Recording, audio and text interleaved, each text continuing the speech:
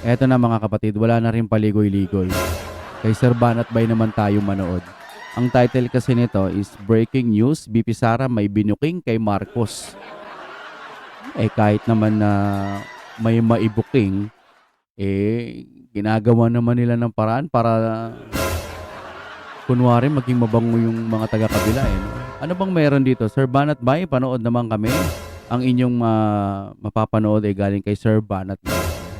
Rekta na, panoorin na natin. Eto, dito na tayo, medyo mainit na si Sir Banat Bay. Alright, here we go. Nagtayo ng independent kuno na komisyon. May pa independent pa. Paano naging independent yan kung ang naglagay ng mga tao dyan yung presidente? I Ano see, maniniwala na independent yan?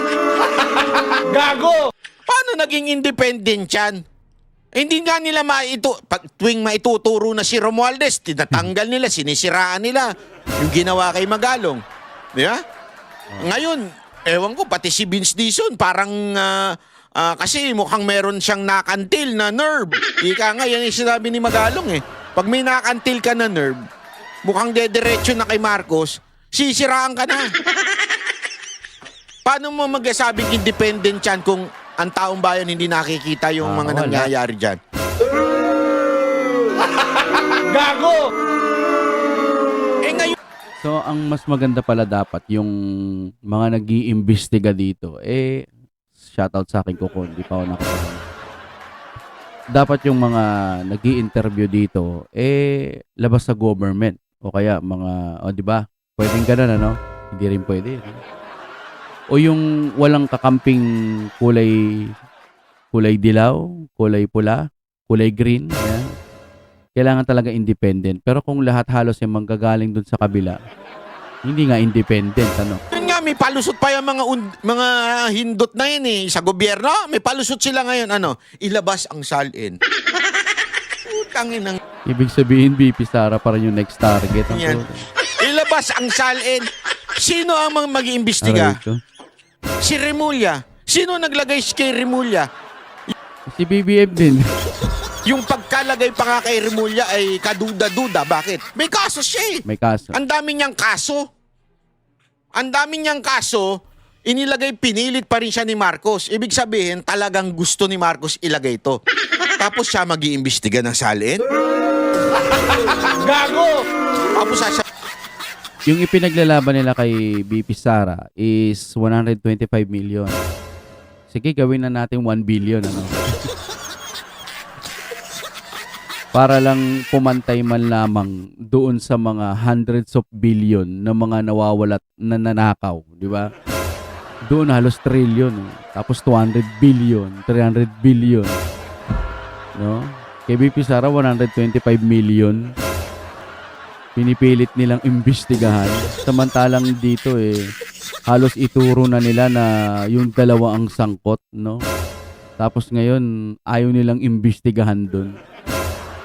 Kung ano-ano na lang mga pinagagawa ng mga nagnanakaw sa gobyerno. Ano? ni Marcos, I'm willing. At dapat naman yan. Hindi ko nga alam kung bakit pinagbawal yan noong nakaraang administrasyon.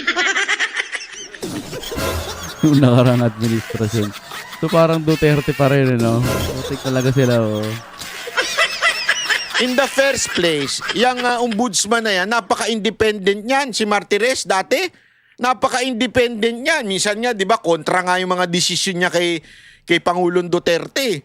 Wala akong kinalaman yan. Yes. Talagang independent yung tao na yan. Di ba? Ngayon, eto napaka-obvious na hindi independent si Remulla.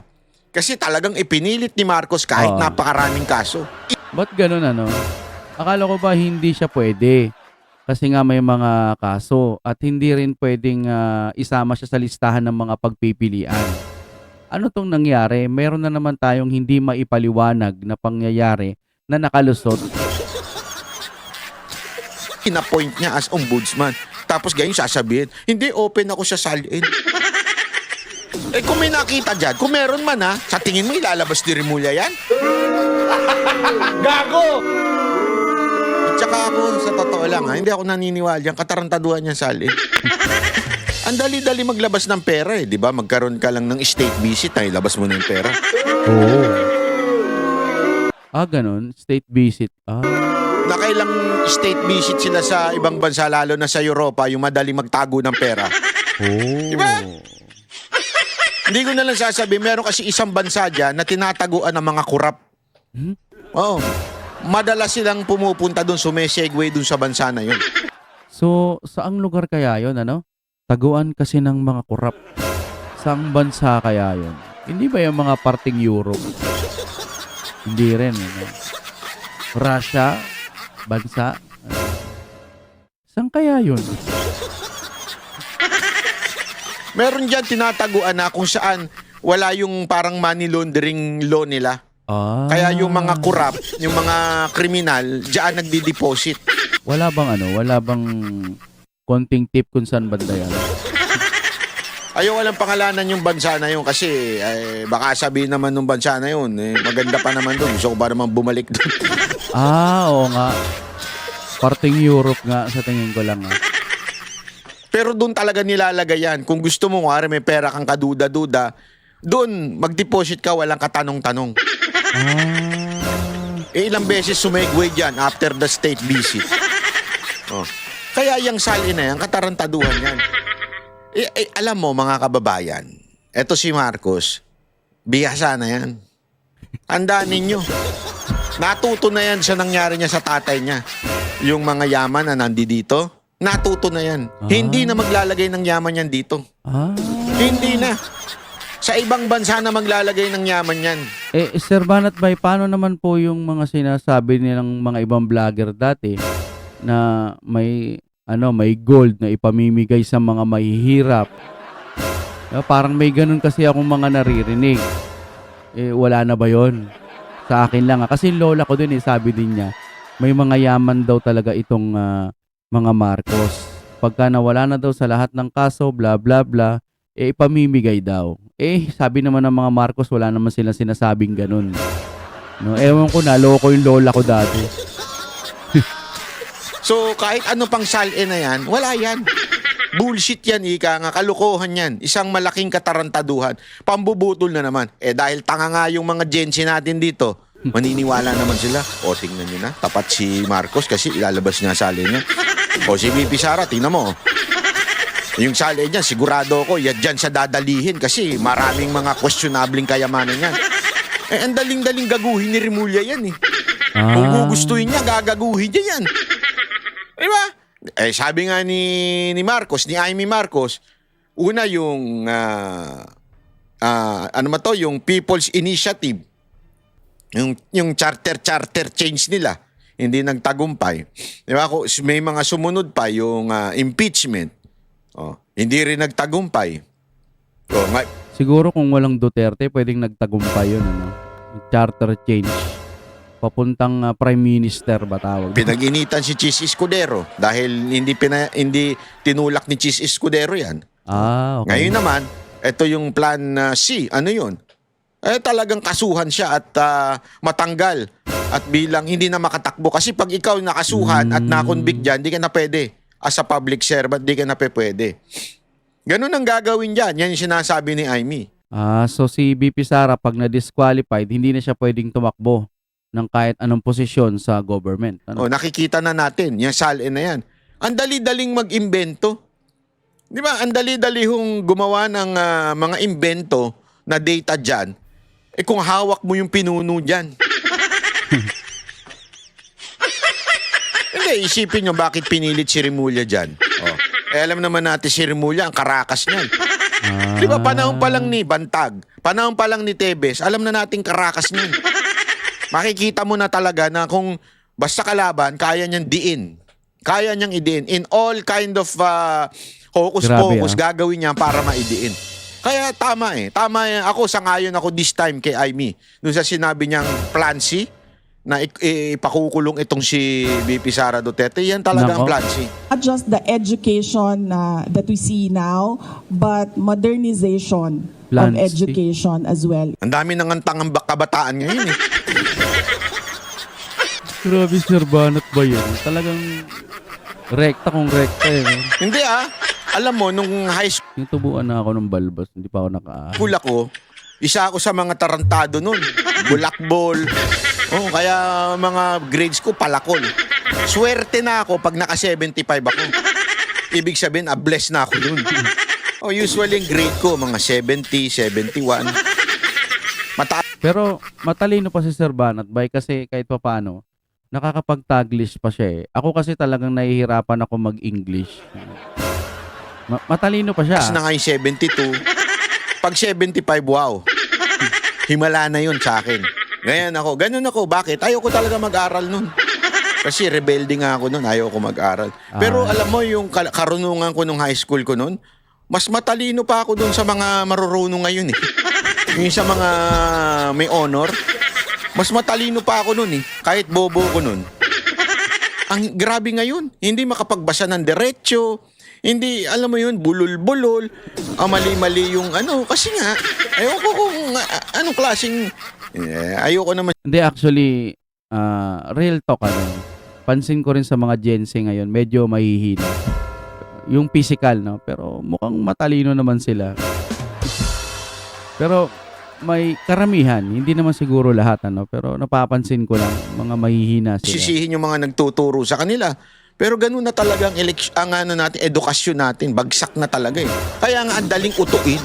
Ang daling utuin, lalo na nandyan yung, kaya nga 'di ba kung maalala ninyo, yung confidential funds sa DepEd at ni Yan. sa Office of the Vice President, ginamit yan laban doon sa mga makakaliwa, doon sa mga eskwelahan. So ayun yung tinuturo nila. Nabubulag naman yung mga estudyante. Parang ganun ba yun? Para talaga ma-eradicate na ito mga demonyong NPA na nasa eskwelahan. Alam naman po natin yan. Hindi na natin maipagkakailayan. Pag may napapatay ang mga sundalo, ano mga paripanalya na nandun? Galing sa mga makakaliwang party list. Tanong nyo sa NTF-ELCAC, marami silang alam niya. Mga sundalo, alam nyo yan, di ba?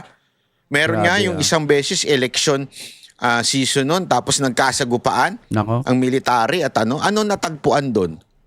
Di ba? Mga tarpaulin ng Gabriela, tarpaulin ng ano ba ito? Yung kanilang isa, bayan. Parang in short, puro mga kabataan, Alam na ho natin yan. Huwag na natin ipagkailayan. Bobo na lang hindi maniniwala. Pero nagtataka ko, sa mga eskwelahan ngayon, may sumasali pa dyan. Tanga nyo ba talaga?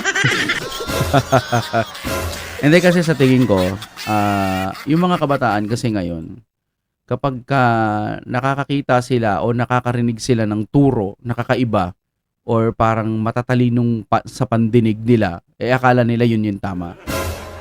Halimbawa, sabihin nila na si BP Sara, alam nyo ba, akala nyo okay yan, bla bla bla. Pero ito talaga yung mga lihim nila. Syempre teacher sila. Ano bang pinaniniwalaan ng mga estudyante, di ba, teacher? So, doon pa lang, iniisip na nila na marami na silang nalalaman. Mas okay yung mga natututunan namin dito kasi nga nailalabas yung mga kabahuan ng mga politika. Wala na silang ibang titignan kundi yung mga sinasabi ng mga teacher. So, kung sisiraan nila si BP Sara or kung may plano silang dumihan si BP Sara, ang una nilang tatargetin yung mga kabataan. Yung mga fresh na boboto. Ako man, mga kapatid nung kabataan ko, akala ko magaling yung Noynoy. Inaamin ko, talagang bumoto ako noon. Ayun yung first na boto ko kay Noynoy. So akala ko magbabago na yung Pilipinas kapag kasi Noynoy po yung naging presidente. Hanggang sa nakakaisip na talaga ako ng tuluyan, nakikita ko na parang wala naman nagbabago. Anong meron, ba't ganun, no? Kaya nung mga sumunod, gusto ko makapag-isip ng tama.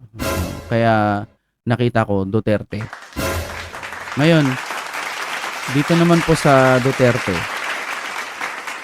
talagang mahigpit kasi gusto nilang mapatupad talaga yung konstitusyon.